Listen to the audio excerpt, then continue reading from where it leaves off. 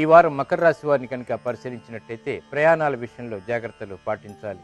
వివాదాస్పద వ్యాఖ్యల ద్వారా విమర్శలకు గురి అయ్యేటువంటి సంఘటనలు కూడా చోటు చేసుకుంటాయి కాబట్టి జాగ్రత్తలు తప్పనిసరి.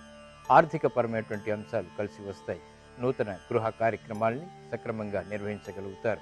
మిత్రులతో సఖ్యత పెరుగుతుంది. వ్యాపార సంబంధిత విషయాల్లో కూడా అనుకూలతని పెంపొందింప చేసుకోగలుగుతారు.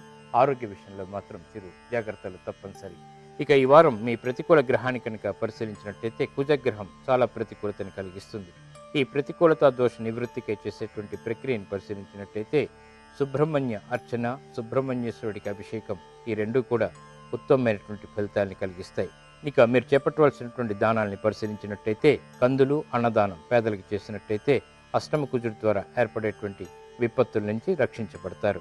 ఇక ఈ వారం మీరు పఠించాల్సినటువంటి మహామంత్రాన్ని పరిశీలించినట్టయితే ఓం కుజాయ నమః అనేటువంటి మహామంత్రం మంచి ఫలితాలని కలిగిస్తుంది. కుజుడి ద్వారా ఏర్పడేటువంటి ప్రతికూలత నుంచి రక్షిస్తుంది. ఇక విద్యా సంబంధిత ప్రయత్నాలు ఈ వారం మీకు బాగా లాభిస్తాయి.